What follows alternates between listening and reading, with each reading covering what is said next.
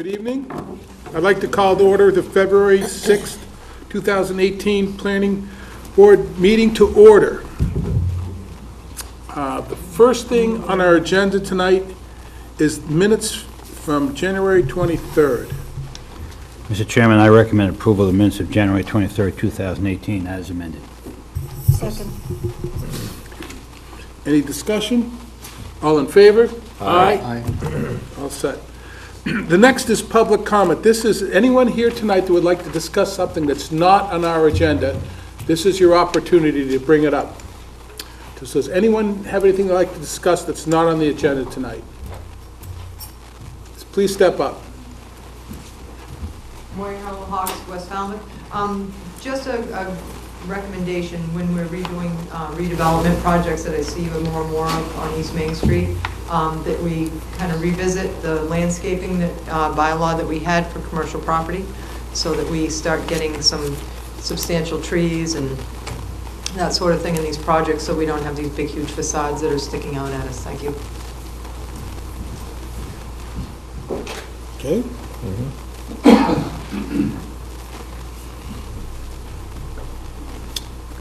Anybody else? Okay. The next is, tonight we have hearings, okay? So what we're going to do, our job is here to listen and not debate with anybody. So we're going to listen to everyone that has a comment tonight, and then discussions and decisions could happen tonight or a later night. But tonight, starting off, it's just hearings, okay? So everyone understands that? And our job is to listen to you. Jim? Notices. Public hearing notices for this public hearing on zoning articles were mailed to Cape Cod Commission, Department of Housing and Community Development, and the Mashpee, Sandwich, and Bourne Planning Boards on January 23rd, 2018. Okay.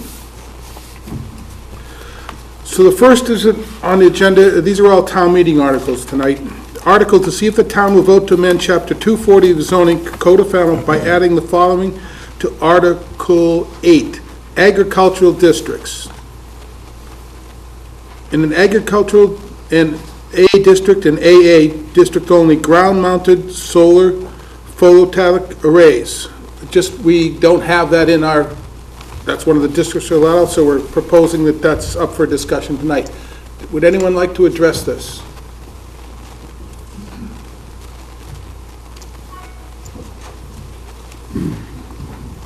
Again, Maureen Harlow Hawks, West Falmouth. Will there be a limitation on how many acres you have to have one? Because there's some small parcels of AA, double G, and there's some very large parcels. So I just didn't know if there was a restriction on size. Thank you. Thank you. We'll look into that. Anybody else? Yes?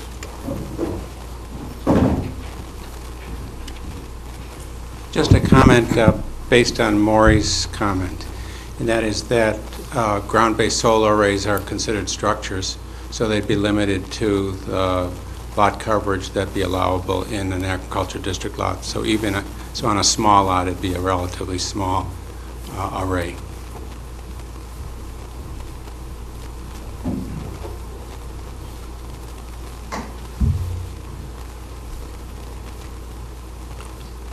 Anybody else?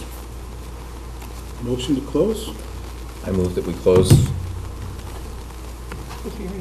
the hearing on on the zoning article for photovoltaics And take it under advisement. and take it under advisement. Second. All in favor? Aye. Moving right along. To see if the town will vote to amend Article 6, General Residence District of Chapter 240 zoning, the Code of Falmouth, by adding the following. And this, I'm not going to read the whole thing. It's just inserting the accessory apartment bylaw into the general residence district. So the only thing for discussion tonight is yes or no. Are we going to put this in? We're not debating the whole article. It's just inserting it into it. Anyone? Yes?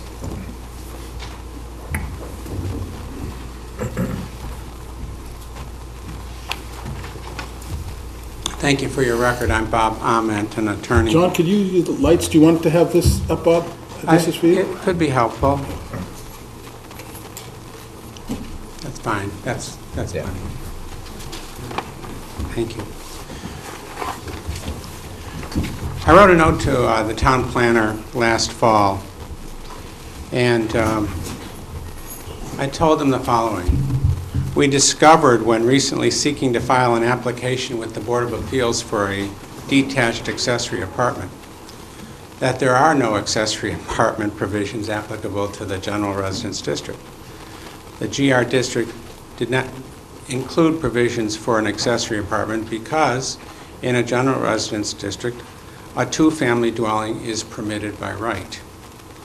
Also in general residence, a three-family is permitted by right, provided there are not more than, provided that it can't be more than 3 dwelling units and that one of them is affordable. So the accessory apartment bylaw went into effect for both the agricultural districts and the single residence districts in April of 2007.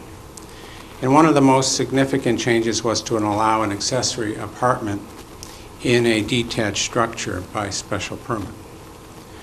Now, the general residence district provisions do not provide for a lot to have a dwelling unit in each of 2 buildings, unless it's multifamily housing, which means 3 or more.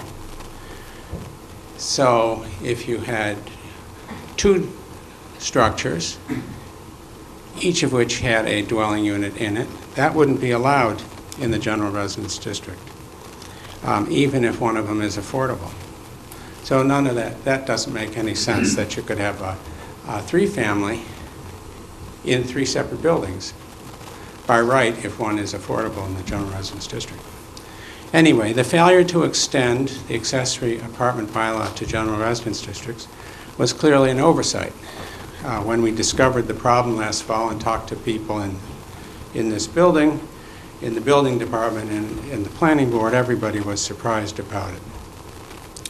So, the map in front of you shows the downtown general residence district where my client's property was located, where he had an existing second structure suitable for an accessory apartment, and it wasn't possible to be done.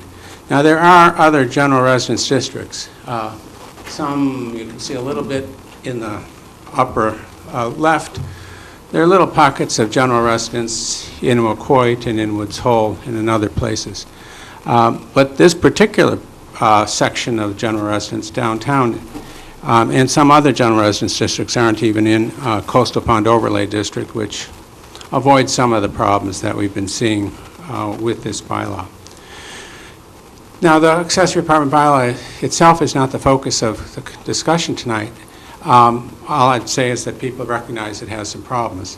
But I hope that that doesn't prevent the town meeting from adding the general residence district, because in many cases like this one, it's clear that there's an appropriate location without having the same kind of problems that have arisen in some other cases that have come up. I sent to the town planner back in October a proposed language that might have been used for changing the general residence bylaw, and it actually provided that an accessory apartment in a detached building would be allowed by right, not needing a special permit. After all, we're talking general residence district here with where presently you can have multifamily housing with 3 units. And I provided that you could have it by right as long as you either had an affordable unit or you met the requirements of the accessory apartment bylaw and dedicated one of the units as accessory to a principal unit on the site. The planning staff has opted simply to add the language that's applicable in the residential and agricultural districts, and that works, although I think that in a general residence district, other accommodation might have made sense. I will give you a copy of my correspondence to the town planner from last fall. You'll have the opportunity to consider it, and I think within the scope of the article, you could decide to do this. Maybe not. Maybe you just need to stick with adding the general residence district as you're proposing. So I'm very much in support of the action that that the planning board is proposing to take. But I'll give you some alternate language that might be considered.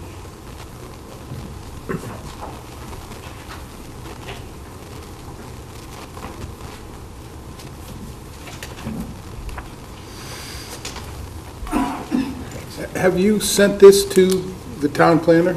Twice. Twice, okay.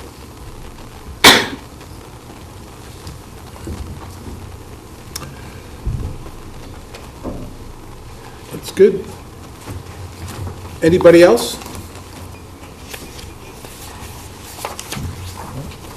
I move to close the hearing on the amendment to the amendment for the accessory apartment bylaw Take it under advisement. and take it under advisement. Second. All in favor? Aye. Opposed? None. Okay, moving right along. To see if the town will vote to amend the zoning bylaw by deleting section 24142 as amended and substituting the following. Section updated 24142, related cooking and housekeeping amenities in commercial accommodations guest units. Commercial accommodations may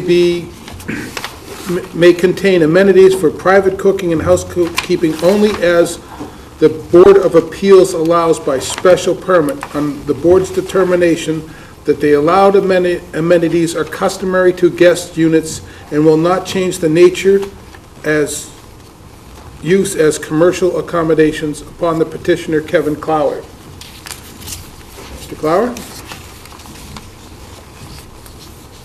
Good evening, Mr. Chair, members of the board. For the record, my name is Kevin Clower. I'm an attorney here in Falmouth with Ahmet Clower Law Firm. I am the petitioner on this matter. We are representing a client in the midst of designing and developing a potential hotel in Falmouth, and in doing so, we realize that the bylaw currently states that you cannot have housekeeping or cooking facilities in a hotel room, which makes creating a hotel difficult.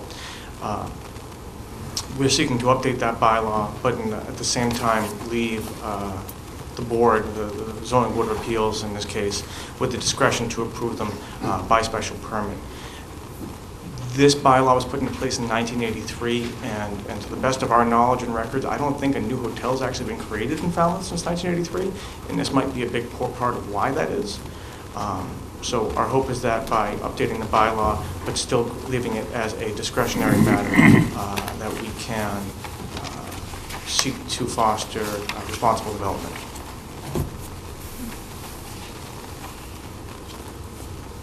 Thank you. Thank you.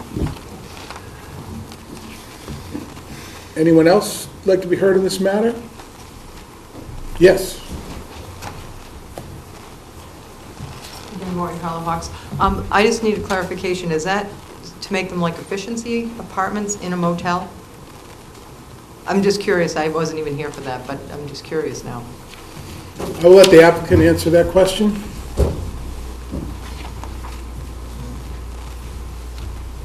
Really what this is envisioning is coffee makers, microwaves, facilities of that nature. And again, by leaving it to the Zoning Board of Appeals discretion, we could make sure that it would stay in line with commercial accommodations and not create an efficiency or a long-term stay situation. Could you read the article? Because I didn't have an agenda, just how it was presented. Yes, Pat, could you read it again, please? Okay, this would be section 240-142, cooking and housekeeping facilities. Commercial accommodations units may contain amenities for private cooking and housekeeping only as the Board of Appeals allows by special permit upon the board's determination that the allowed amenities are customary to guest units and will not change the nature of the use as commercial accommodations. Okay. So it's under the discretion of the ZBA, so if they just wanted to put a little stove or something in, they could have the discretion. Thank you.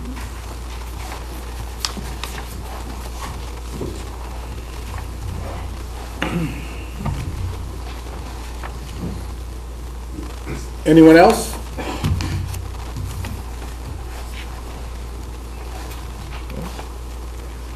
I move to close the hearing on the amendment to section 240, 142 of the Falmouth zoning code bylaw and take it under advisement. Second. All in favor? Or you have discussion? No. All in favor? Aye. Opposed? None? Okay. You read this one. Yeah, we jumping? Here now? Right here. Okay, back to the other page. Sorry, oh, this is the, Right at the very bottom. okay. Go ahead, Pat, yes, please Okay, read it. The article, to see if the town will vote to amend the zoning bylaws, section 240-67C, in parens, lots for commercial accommodations, end parens, by inserting, quote, "and business redevelopment," close quote, in section 240-67C, parens 2, after business 2, so that the section 240-67C2 will begin, business 2 and business redevelopment allowed. Said section will otherwise remain the same, on petition of Kevin B. Clower II. Good evening, Clower? Mr. Chair, members of the board. Again, for the record, my name is Kevin Clower, and I'm the applicant in this matter. Essentially the same fact pattern in looking at this potential development. We noticed that there is a hole, for lack of a better term, in the bylaw where when the business redevelopment district was created, it didn't necessarily carry over to all of the corresponding sections that talk about lot coverage or density. And I know last year at town meeting we came and the lot coverage was changed at town meeting last year. Similarly, we're looking at the density because it is a bit of a hole in the bylaw. The business redevelopment district that was located on Main Street was all formerly B2. It would make sense that it would have the same density requirements as B2. It's similar in nature and in style, and I think in the goal of the district. So because of that, we're here tonight seeking to amend the bylaw to clarify that issue. Thank you. Thank you. Anyone else like to speak on this issue? Just like to add a little bit to what Kevin Clower had to say. The map in front of you actually shows the general residence district, the business redevelopment district that runs from Main Street near King Street all the way down past Scranton Avenue. And every bit of that business redevelopment district used to be business 2. So when town meeting created the business redevelopment district, I believe it was in 2004, for the Main Street, they just took that area of business 2. And the bylaw, the business redevelopment bylaw, specifies that commercial accommodations are unallowed use by special permit. But then there's no specification of how many units are allowed. There is a separate section of the bylaw that's supposed to have that information, and it has it for business districts and for residential and agricultural districts. The business redevelopment was simply left out.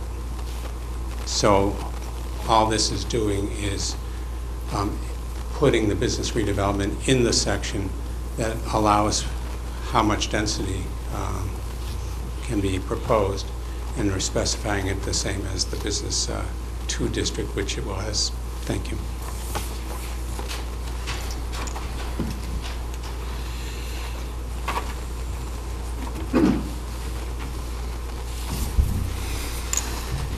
Anyone else? Okay. I move to close the hearing on the amendment to section 240-67C of the Falmouth zoning bylaw and take it under advisement. Second. All in favor? Aye. Opposed? None.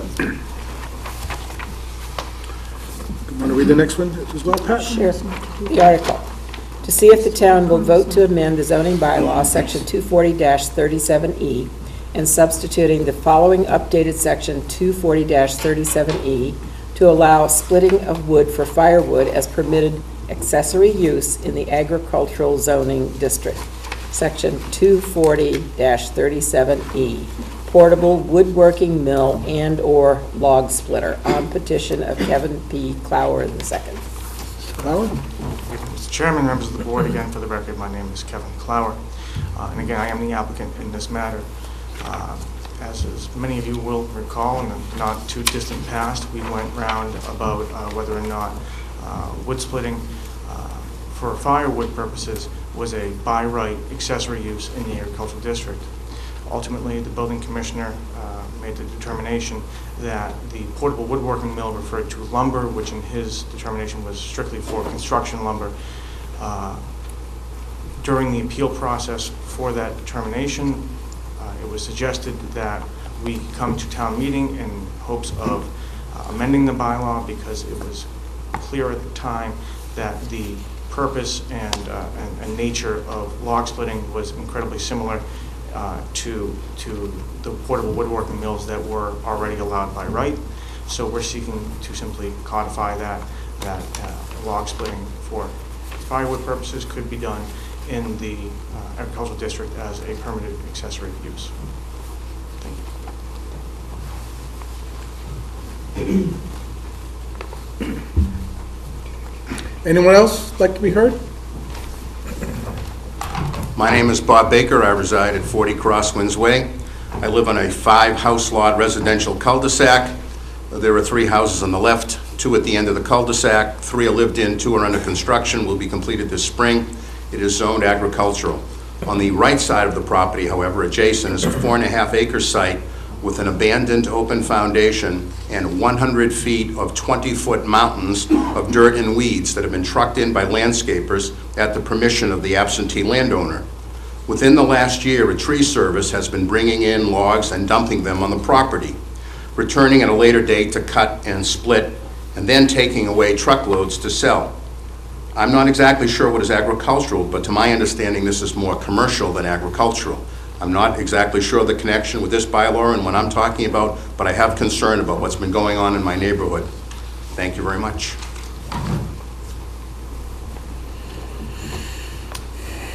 Anybody else, please? Hello, my name is Nathan Adams, business owner here in town. And so it has become clear that we need to further clarify what is a portable sawmill, as that was requested by the Zoning Board of Appeals, that there was some kind of precedent, some kind of case law to consider that.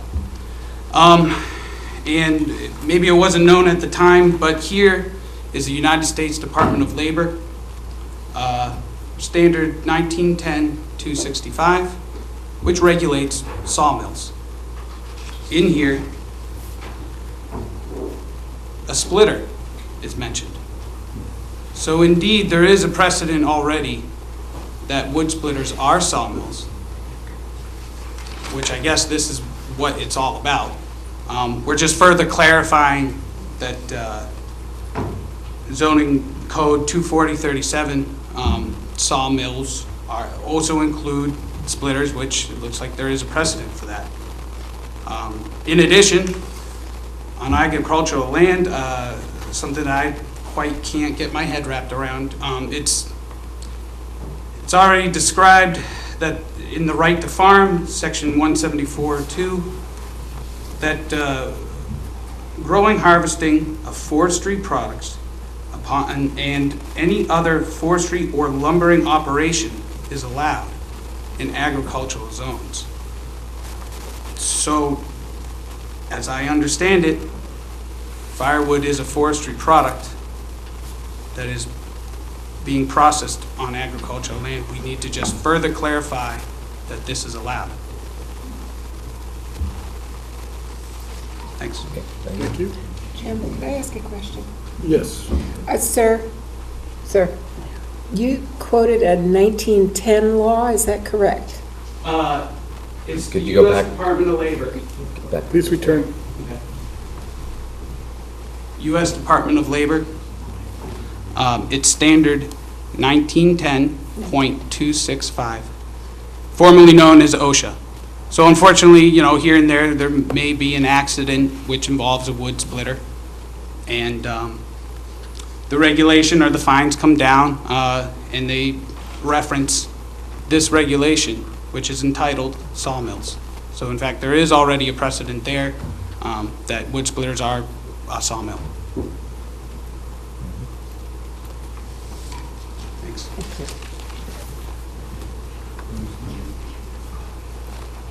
Yeah, we'd like to have a copy of that. Thank you. Can we comment? Not tonight. No. You can ask questions for clarification. And then Hearing. the rest is in No discussion. comment. We'll have time to comment later. Well, the point I was trying to make is, this 1910 bylaw there might be something more recent. Perhaps we can ask staff to look up and see if there's something more recent than I will give this to something back staff. that long ago. It's not the year, sorry. Yeah, I realized it wasn't the year. I knew it was It's a code number. it was a code number. I figured that out. Staff will deal with that. Anybody else?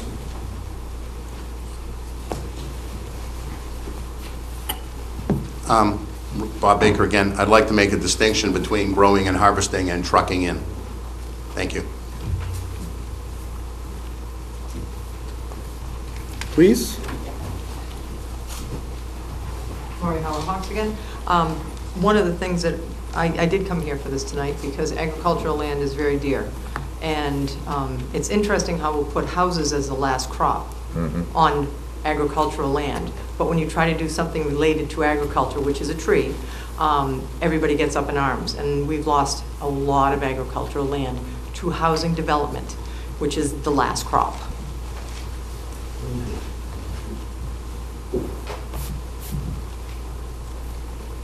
Yes, sir? Please step up. My name is Jeff Palmer. I live here on Cloverfield Way. And first off, I'm wondering, like, you as a body, how do you affect? Our talking to you, how does that translate to this article being on the town warrant? What do you have? As I said earlier, a hearing is we listen Okay, to what you have to say. right. Then we have a discussion, Who, you're the planning? planning board. Uh-huh. And we discuss what we heard, and then we make a decision. So there's three things that happen. First the hearing, then the discussion, and then the decision. And your decision to whom? Our decision is a recommendation at town meeting, who's Okay. the ultimate arbiter in this issue. I It's see. not ours. Okay. We just tee the ball up to town meeting and say, what do you want to do? Here it is. And they, And your opinion to the town meeting? we make if a you have one. recommendation. Recommendation. Oh, that's cool. Okay, I was confused on that. And I just want to add that these are brought by petitioners, not... These aren't our articles. Some are our articles and some are by... Absolutely, I by- understand. And the I understand. petitioner will have the opportunity to present it to town meeting. That's cool. And you'll all have an opportunity to discuss it with them at town meeting. Because that's where the If you're a decision will member. be. Or Open to the anybody. public. Open to the public. And thank you for clearing that up, that's good. I just want to say, I've been living, it's agricultural land. The property that I live on, at one time, was a woodlot. People came there, cut wood, and took it away. Whether they split it there or not, I don't know. I think it might have been before there were log splitters, I don't know. But the land was a woodlot and was allowed wood to be harvested, and that was agricultural land.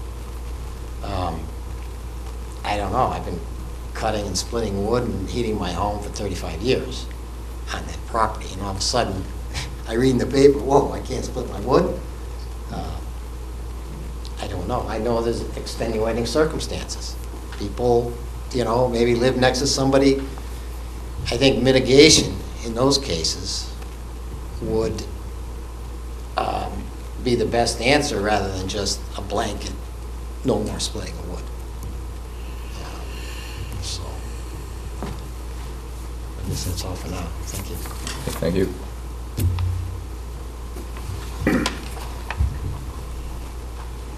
Anyone else like to be heard on this issue? Okay, I move to close the hearing on section, Oh, yeah. My buddy here. Oh, just made it. He just got under the wire. Well, I am Please identify yourself. Al Pearsall. I live next to Jeff on Cloverfield Way. I have a tree farm. I'm under 61A agriculture, and I do sell wood. That's what I do for a living. I talked to my state service forester, who I work with, for about an hour on this subject last week. And he was really concerned about it.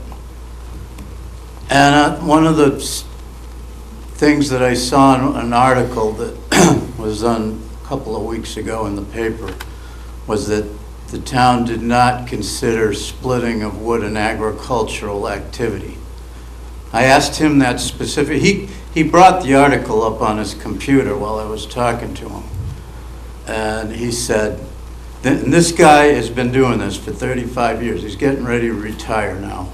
He handles all the 61 plans, all the timber harvesters licenses, all the cranberry bogs, the farms. His whole life revolves around agricultural regulations and so forth. And this is what he told me. He said, I said, if splitting of wood is not an agricultural activity, what is it? And he said, splitting of wood is as much of an agricultural activity as picking apples. That's what he told me. And he's going to follow this thing right to the end, he told me on his computer.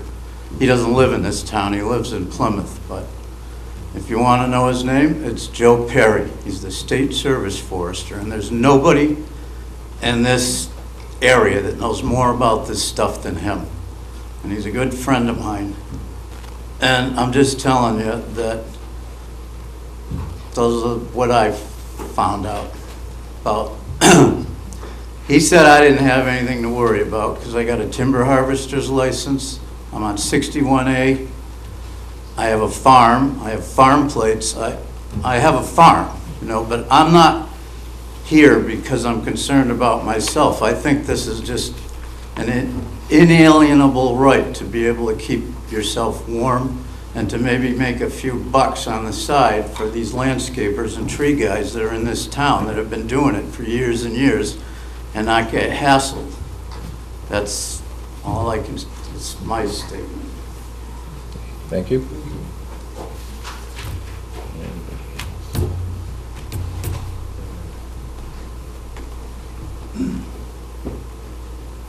Anybody else? Yes, please, step up.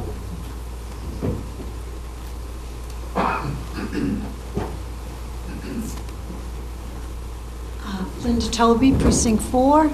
I've been listening to what everybody has to say, and I just think there may be a distinction made between owning property with trees, a tree farm and all that, and you're going to harvest them and split them. I understand that.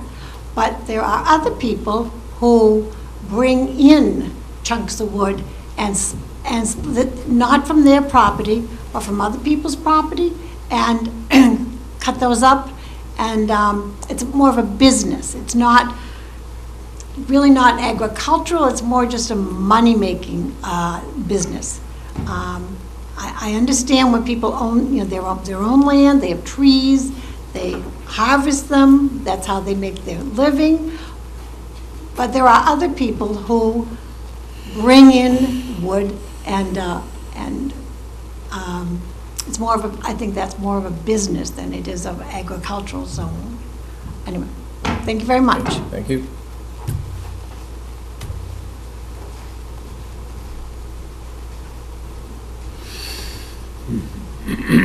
Nathan Adams again. just to clarify again, as it was clarified to me, that there is a distinction between growing and harvesting and other operations, but it does seem to me that it is a forestry and lumbering operation to cut and split wood. And that's what our right to farm bylaws already say.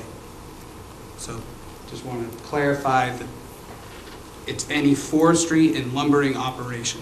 That's what's allowed.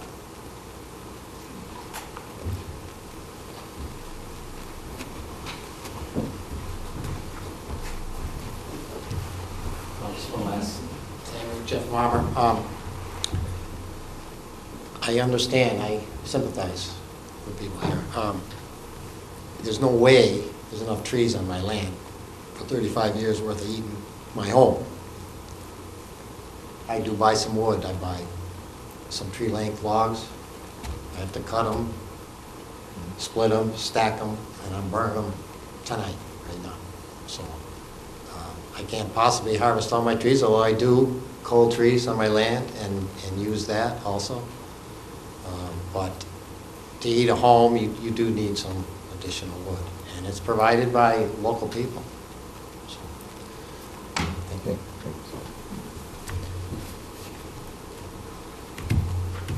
Anybody else? Okay, I move to close the hearing on section 24037E of the Falmouth zoning bylaw and take it under advisement. Second? All in favor? Aye. Aye. Opposed, none?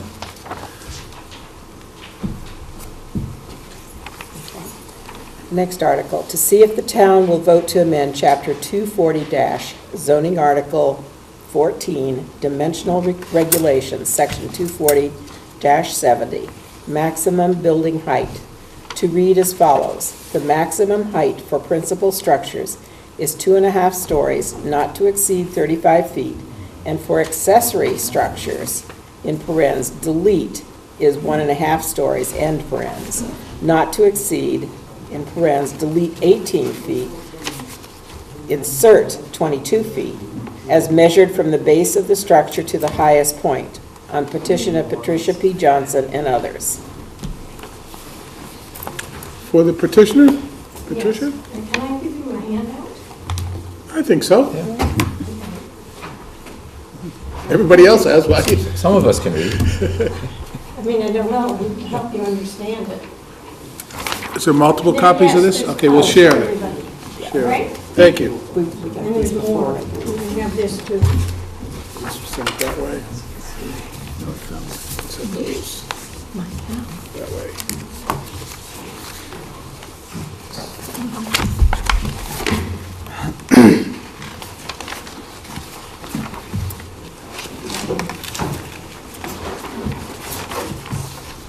My name is Patricia Johnson, and I live in North Falmouth, and I'm the petitioner on this article. And just so you know, I have a building that would benefit by having the height, maximum height, 22 feet. My explanation for this, I'm going to read it for the benefit of those people who are listening.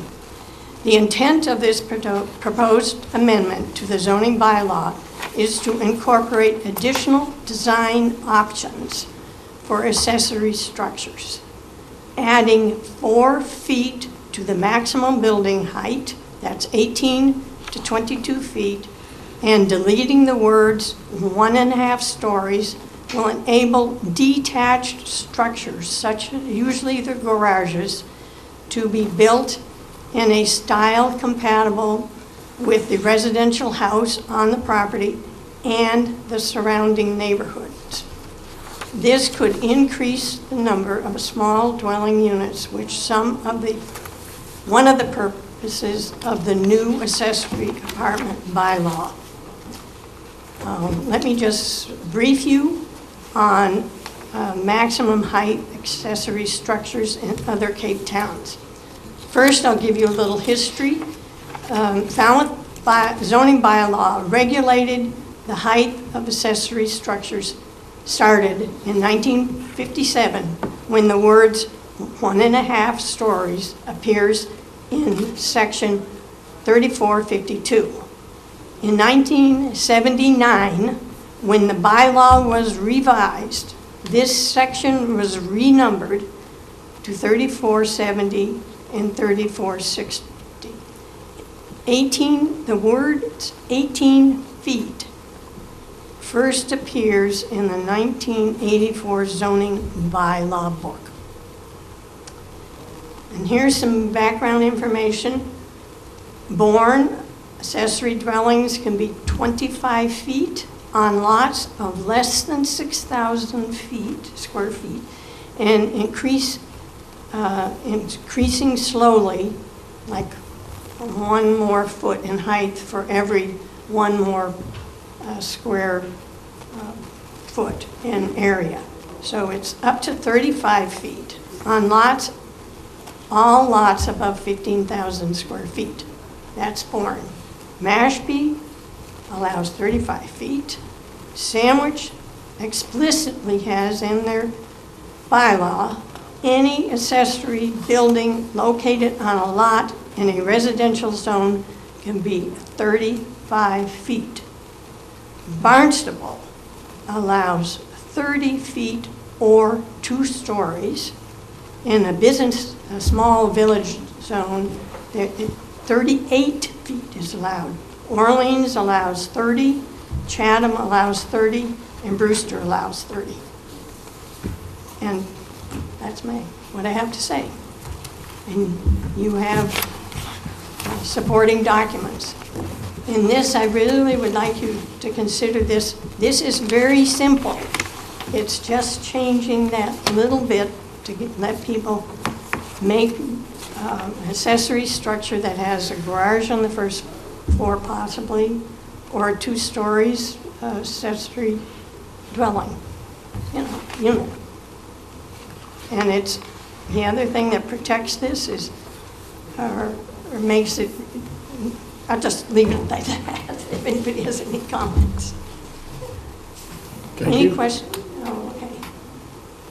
Anyone else?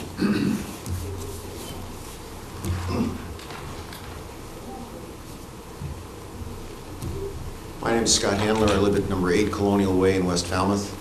I presently am involved in a project, and you can see it on the last page. I am the last picture in the lower right-hand corner. That is my house there, the blue house, and the structure that I am putting up is 18 feet maximum right now. I've had to shorten the bottom floor to give myself a little bit more room up top. On the upside, which I haven't put on yet because I'm hoping that I can get an additional 4 feet. At the present time, I can stand in the middle sections of my upstairs, but when I get out to the outside at my walls in order for me to have the 18 feet, at my eaves or the wall at the side of my structure upstairs, I have 5 feet. So I cannot go out to that section without getting down and having it at a lower section. I'm truly hoping that another 4 feet will allow myself as well as others the opportunity to have a second area that is more receptive to being used for people who would like to stand up in the entire upstairs. Thank you for your time. Can I just add something, Brian? Please step up.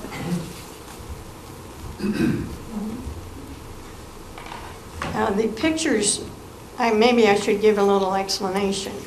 Some of the pictures, if you turn to the pages, the top row of the first page of pictures shows buildings that are 18 feet that are sort of like, you had a hat on your head and they got squished down so that they're quite not in proportion. The second one there is actually where somebody flapped up an 18-foot building and added dormers, so it makes it looks like a square with a flat top, 2-car garage down below, and then just cut off. The same with the third one there is somebody couldn't build an adequate height on the front of their garage, so they just put a flat dormer space.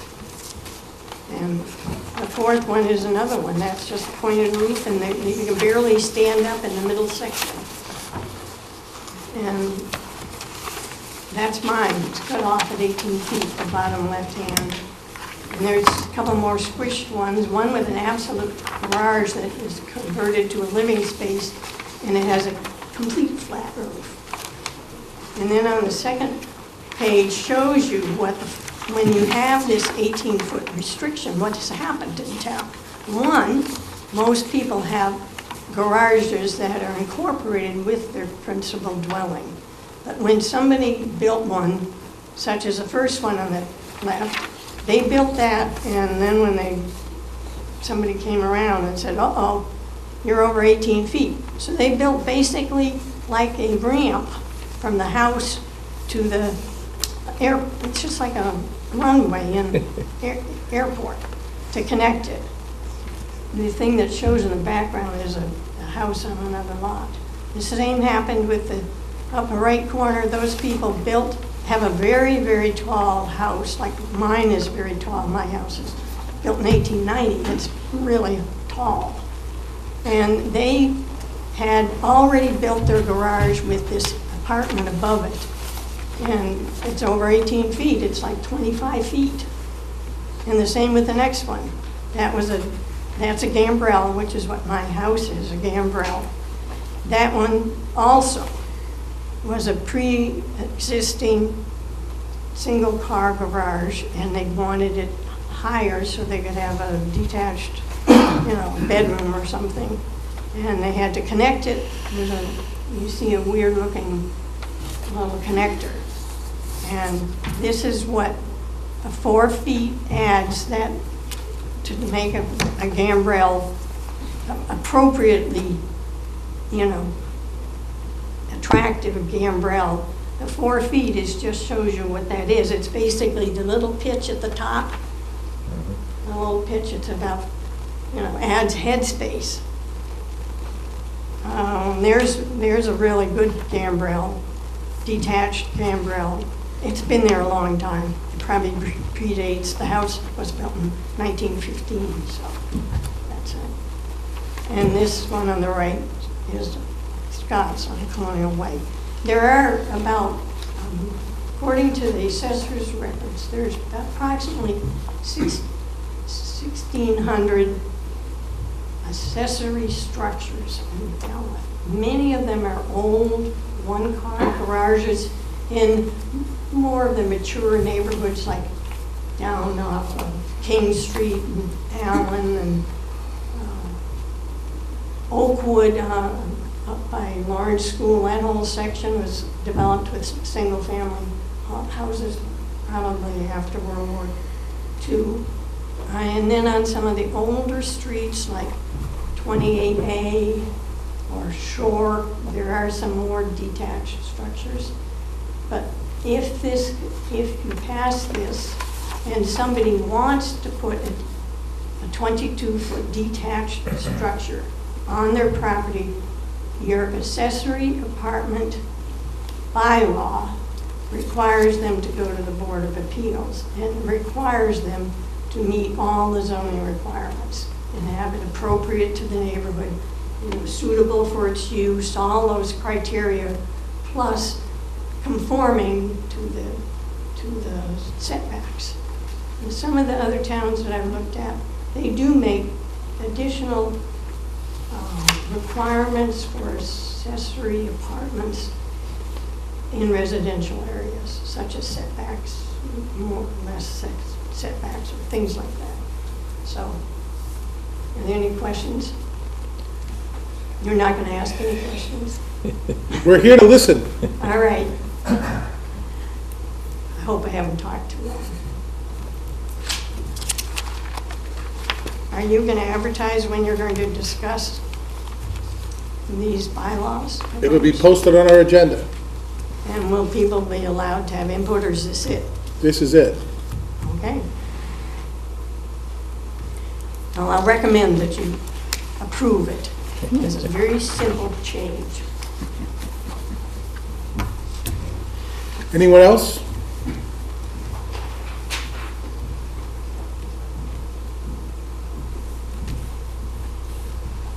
I just want to support Patty's proposed article and that change. I'd also like to note, I don't think you can do it in the context of this article, but it's related because our bylaw has a section that allows accessory structures to be 25 feet high if, by special permit, if your lot contains 2 acres or more. But what I want to tell you is that the conditions say no accessory apartment shall be allowed. So obviously that's another error that needs to get corrected because these large lots are exactly where you'd want to have an accessory apartment, maybe above a garage. My daughter works for a huge government office in Washington, the Center for Medicare Services and Medicare and Medicaid Services. She's the director of an office that's called the Office of Program Integrity. You're supposed to know if you change something on page 10, what happens on page 1010 because you did that. We have we have a need for somebody like that. And this. Once my mind is simple. We've talked about cleaning up the code book. And that's in process. Yeah. We actually have consultants working on that. Anyone else on this article? Yes, sir.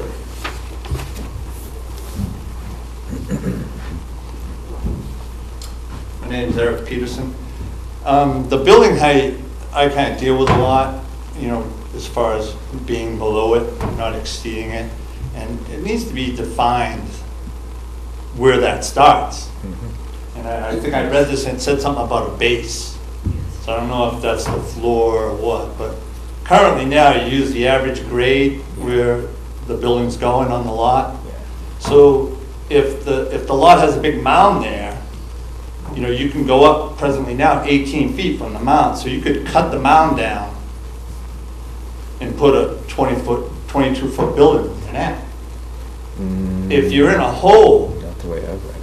you kind of lose it because you only can go 18 feet above that grade. So you need to define where that base starts. Because if you just say, 24 feet, they could build up a mound, put it on top of that. So that has to be defined because people are gonna come in, they're gonna want the garage, and you can go the 24 feet, or 22 feet you're talking, right? We need to know where to start from. And currently now it's the average grade. Same with a house. So, before you touch that ground, you need to measure it, and that's where you come up the 35 feet for a house, the 18 for a garage. So you can't just go 22 feet from some base. There's got to be something that has to do with the topography of the land. Are you opposed to the language of average grade? Is that what you're opposed to? No, I'm not opposed to the article. I think it's great. No, I said the language, average grade is what first of all, the building inspector is the ones that determines that. Okay, you bring a site plan to him, and we don't do that. But that's the current, but now you're changing it to base. No. The article, it says base. We're changing the height. Right. If we change it, it's the But height. it says, and I read that, it measured says from the 22 base. feet from the base. Base of the structure. Base of the structure, that makes no sense. That needs to be visited, for sure. Because, I could put the building up on top of a hill I just made. So that needs to be looked at. Okay. Yes, Bob? Mr. Ahmed? Good, thank you. It'd be easy to address that problem by simply taking out the words "as measured from the base of the structure to the highest point." In other words, height is height. It's defined elsewhere in the bylaw, and all Patty's trying to do is change it from 18 to 22. I don't think that the language about base of the structure needs to be in there, and it's actually, the gentleman is correct, it's confusing because we have a definition of how we measure height. And as he was suggesting, although not exactly right, it's from the mean natural grade across Natural the grade, street-facing side of the house. And many years ago, it didn't say natural grade, and you used to be able to fill, and then you'd measure afterwards. And after a house was built on Elm Road with, I believe it was 6,000 cubic yards of fill was brought in, the bylaw was changed. Yeah.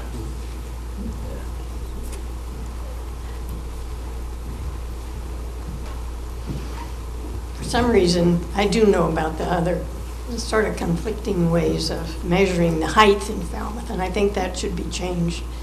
But I'm making this a very simple proposal that is the way we've done it always for accessory structures, the base of the structure, rather than the average grade of the street side or whatever it is. So what you... Because, you know, that's always been a problem. We've had court cases in Falmouth about the other place in the bylaw where it reads maximum height.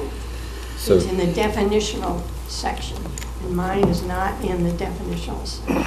It's in the dimensional regulations. So to simplify it, all you'd have to do is delete everything after insert 22 feet. You just want to change 18 You to could do 22 that. feet, and just delete it because the rest of it is covered. Yep, So you do that. that would be, I mean, I don't have any problem if you want to change that, take that out, and I just took it right the way Yeah. it was to make it simple, but that's okay, you can take. I agree to having it. I don't know if that really doesn't change the intent of the petition. town Right? meeting, town meeting. Maybe Bob can answer that. If they take out that last part, that isn't a change really. Okay, then we should do it. Anybody else? Anybody else?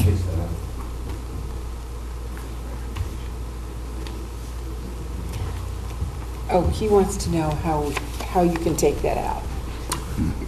I just had a question as to how... We'll have a discussion, we'll have conditions, changes, we'll deal with that.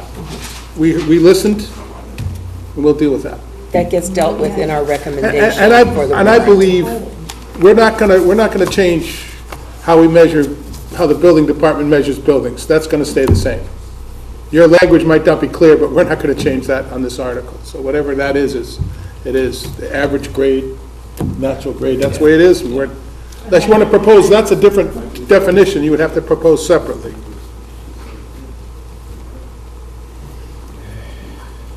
I'll just leave mine as it is. Hey, I don't, Okay. like the building commissioner. We'll check with them, okay. Anyone else like to just be heard on this article? Okay, I move to close the hearing on the amendment to section 24070 of the Falmouth zoning bylaw and take it under advisement. Second. All in favor? Aye. Next item is general correspondence. I don't have a file from the planner, but I did receive a letter from the town administrator that I basically wanted to just tell the board, is we're going to, he sent a letter out today, which I was copied on, I don't know if I think I sent it to some of you, that he's asked the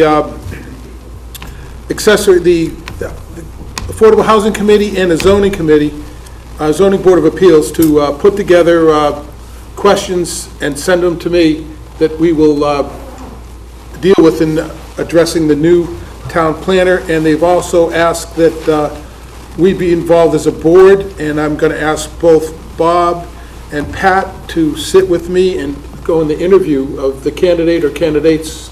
They come in, but this week is the week to collect information from other boards, as well as other board members. If you folks have anything you want us to incorporate into the questions at that time, and because we'll be having an interview process, not scheduled yet, but we've given everyone else till the 9th of this month, that Pat, Bob, and I will collect the information, the questions, and then we'll have an interview with the candidate. When's that interview scheduled? Not yet. After the 9th, after we collect all the If information. you selected 2 people to be with you on the board, when you want the comments to you? to Send them include? along, right? You can do them in writing or call it, do whatever you want. Before the 9th is the answer to that question, And 9th of, this month. if you're thinking of sending them to, you could CC them, you'd send them to Melinda, And then she sends them and to then everybody, have her send them to the 3 of us. or to everybody. Yeah, Today is the 6th, so there's not. You a got lot. 3 days. yeah. I have a couple of comments, that's why I was wondering Yeah. who was going to be named to that committee, that's all. I'll send them to you. Okay. I assume that they're going to ask all the standard questions. There must be, They is we. well, the group that is being assembled in this manner, which is, it's good that it's inclusive, but I'm assuming that they've already covered all the normal territory, and they're going to do a good due diligence on checking the references. One You'd assumes, assume. but Is that a sometimes safe assumptions assumption? don't play out, so. Well, the town, other people that'll be involved that I think, because I already have sat in on one of these, the other people who'll be there, will be people, someone from Human Services, Frank Duffy is there, both town manager and assistant town manager are there, and they're the ones that are making the hire. We're there to give our input. So they're doing all that type of work. We're focusing on what the planning board needs and what input we get from these other boards. You didn't mention the zoning administrator or the other people who would be working They're not- directly with this person? The letters went to the chairman of those boards, Just the boards, I see. the chairman of the board. And it's their job, or his job, or her job, to reach out to all those other people. Ah, Focus is limited to those 2 boards. Question goes to the chairman collects the information. Anyone else can talk to the selectmen, and the selectmen if there's someone else that's not on those boards, they need to get their questions to the selectmen, and Julian does what the selectmen say. So they'll be represented by Julian at that meeting. So everyone that wants to weigh in has an opportunity to weigh in. We're particularly focusing on our needs, housing, affordable housing needs, and zoning board needs. All others channeled through the selectman to Julian, and he makes the decision. We're there to give our input, not other people's. But anyway, so the message's been sent, and we're waiting for responses. Needs to happen the next couple of days. okay. Thank you. Everyone good? Yeah. Future agenda items. Well, we're coming up to town meeting, that's the Yeah, biggest deal. yeah. I don't think we should discuss anything else until we get through town meeting. Yeah. Paul, you have something? Well, at some point in time, I'd like to see the status of the review of the bylaws. We've been That's talking in the about works. that for a year, and there's been no feedback. And I don't know if someone's working on it, and we just don't know about it, or whether it's something that we put on a shelf somewhere until it comes up again. I have heard, 2 Bobs are working on it. I've heard that the 2 Bobs are close. Who's working on it? The 2 Bobs, The 2 Bobs. Brian that's, referred to them as Bob Squared. there's 2 individuals, I don't remember their whole names. They Yeah. both have the first name Bob. They've been hired, they're zoning consultants, they've been working on it for a year. Oh, those guys. And yeah. I know they've been working on it, but we don't get any feedback. And it's important to this board to know what they're doing. And if they're doing something, that's great. If they're not doing something, we should say, hey, how about doing something? I think we can ask Brian next week. I believe he's going to be here at the meeting, so. Yeah. Okay. I don't want to speak for him, but he did mention to me that action is being taken. Okay, that's great. I haven't heard anything, though. Like I said, I don't want to speak for him, or I will. So updates will be on the agenda? Those updates? And the thing I wanted to mention... Agreed, so would you put a note, we've requested an update on the zoning change, updates, make sure it's in there for our next meeting as an agenda item? Okay. And just by way of committee reports from it's hard now to know what to call it. I think Davis Strait's reset plan update, just an update so that we're all in sync on anything that may be going on. Very brief. I'm happy with that being on every agenda going forward Me till it's too. done. That's how we got affordable the accessory apartment done. I just said, put it on every meeting until it's finished. So we always dealt with it, so Please had put something to Davis deal Straits with, on we every did- we meeting could- till it's finished. So the recommendation is keeping the multifamily district on every agenda until it's finished. Thank you. I think that's a good idea. That's how we did the last time, same exact pattern.